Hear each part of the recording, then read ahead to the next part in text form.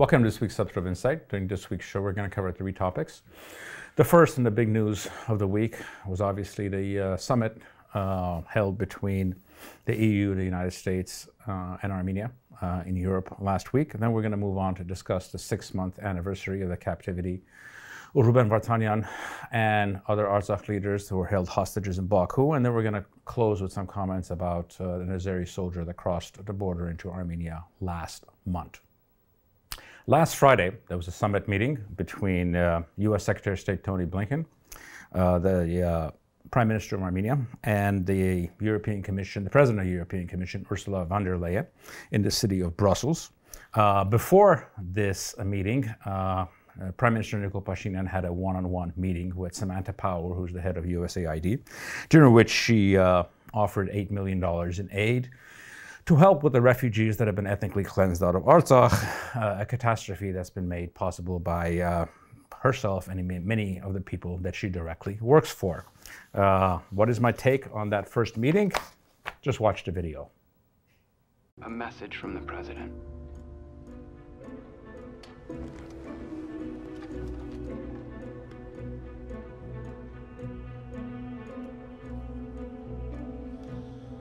I have only one thing to say. Go fuck yourself.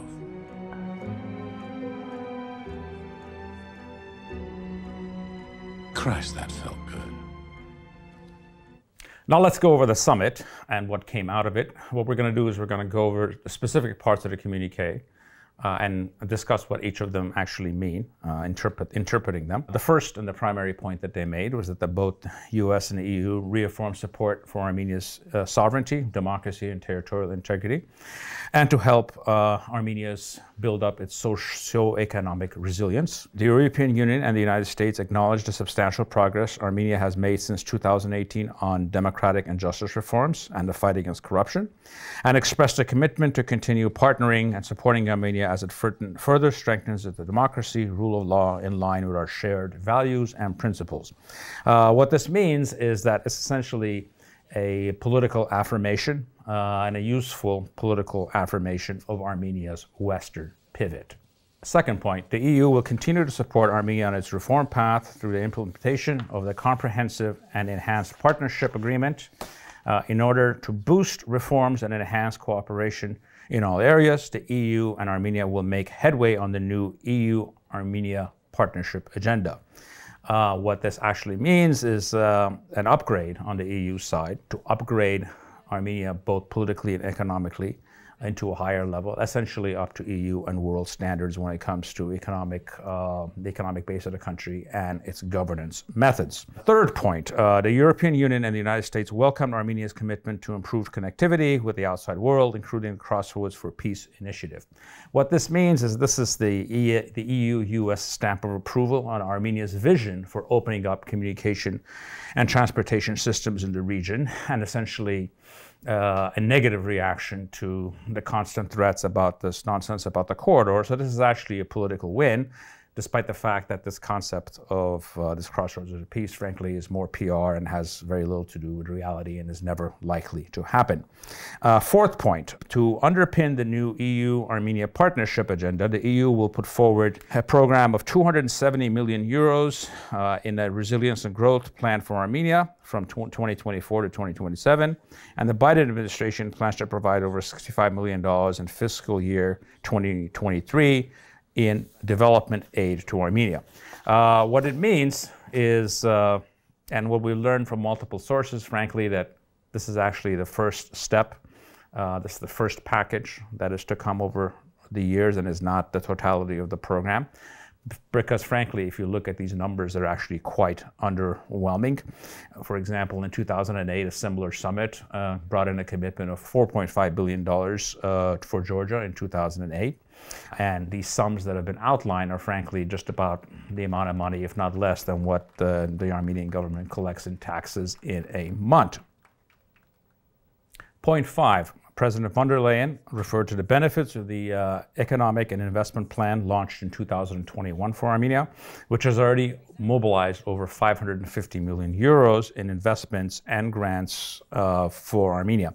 What actually she's referring to is, so this is a package that Armenia was offered right after the war in 2020, and most of this money has actually been spent on enhancing the north-south highway, which is going to create the connectivity that's discussed so often. It's essentially the route through India, through Iran, through Armenia, Georgia, and through the Black Sea into Europe.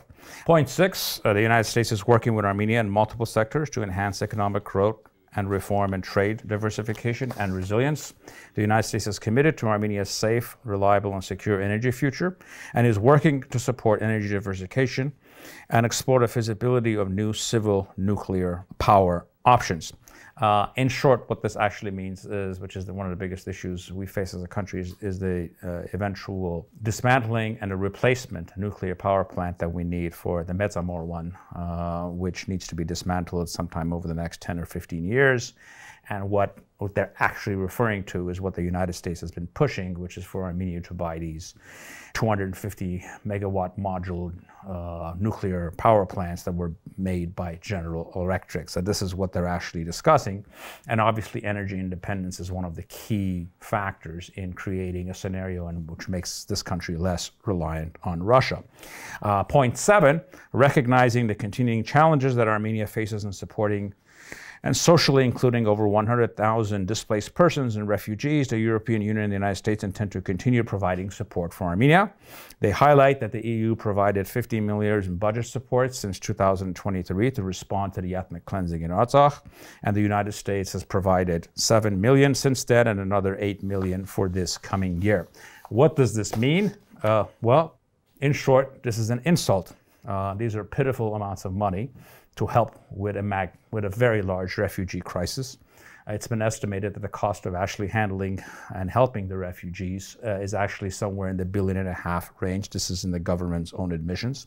And frankly, this is a direct failure of this government in not prioritizing helping people from Artsakh or actually who have been ethnically cleansed, or actually politically instrumentalizing. This is something that can be used to both attack the other side, our enemies in Baku, at the same time shaming the West for what lack of responsibility that they took in enabling this disaster.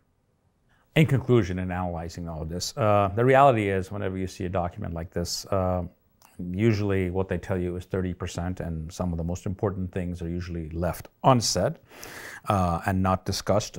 Likely, the most likely place where this happened is on security and intelligence matters, which I think were kept entirely off the communique. What matters here is what is directional in nature, which is this is a significant summit in which Armenia is specifically singled out by the two most important centers of powers in the world as a country that needs to be helped and is joining their team. In reality, when it comes to the EU, what this is really about is about 5 to 7 years of bringing this country up to standards, whether it's in the rule of law, in energy independence and economic upgrades, new markets, to put ourselves in a position to actually be able to apply for eventual membership. The truth of the matter is there is no magic wand in this process, but frankly, all the things that you need to do, all the steps that need to be taken are exactly what are needed to build a modern, secure, and prosperous Armenia. What this number is the number of days that Ruben Vardanyan and other Artsakh leaders have been kept illegally in captivity in Baku as hostages by the Aliyev regime. As we know, some of these people have actually been held for much longer than that. What is it that we need to note about this? First of all, this week, Ruben Vardanyan himself was actually nominated for the Nobel Peace Prize, which is actually quite an accomplishment. Let's understand a few things about this. One, there's absolutely no legal grounds for holding any of these people. The only thing that any of these people are actually guilty of is their ethnicity and their religion, being Armenian. What is important is to make sure that freeing the hostages is part of the larger negotiating process with the regime in Baku. The separation of the two has actually been a mistake. Second of all, we should never, ever legitimize the judicial process these people are going through. It is a farce from start to finish.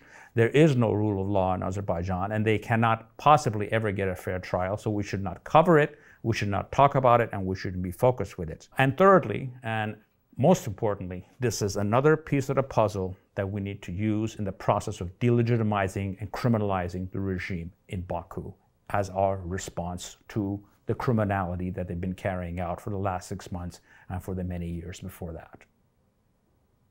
The third topic we're going to cover is the return of an Azeri soldier that happened last month that had illegally crossed our borders. A few weeks ago, Yerevan repatriated an Azeri soldier who crossed into Armenia illegally. This was according to the National Security Service. He was returned as a gesture of goodwill. The information that we had about what led him to cross the border is that there was some combination of either alcohol abuse or hazing by his officers, which is quite common. The only plausible explanation of this makes any sense is what the Prime Minister referred to, which is there's some sort of an informal agreement between the two sides. When someone actually gets lost and is not part of a military action, you essentially return them without getting anything in return. That's the only way that this makes any sense. Frankly, and personally, I could care less why this guy crossed the border or about any of these informal meetings with some criminal in Baku at a time where there are dozens and dozens of Armenians that are being held illegally in the dungeons of Baku. In conclusion, the return of this gunman without demanding the release of some of our hostages or something in return is frankly a disgrace. And it's a slap in the face of every illegally held Armenian in the dungeons of Baku and their families. When it comes to dealing with the criminals in Baku, I, for one, vote for ill will and Bolshevik methods. Thank you for joining me in this week's episode of Insights. Passage I got memorized sort of fits this occasion. Ezekiel 25:17. The path of the righteous man is beset on all sides by the iniquities of the selfish and the tyranny of evil men. Blessed is he who in the name of charity and goodwill shepherds the weak through the valley of darkness, for he is truly his brother's keeper and the finder of lost children. And I will strike down upon thee with great vengeance and furious anger those who attempt to poison and destroy my brothers. And you will know my name is the Lord when I lay my vengeance upon thee.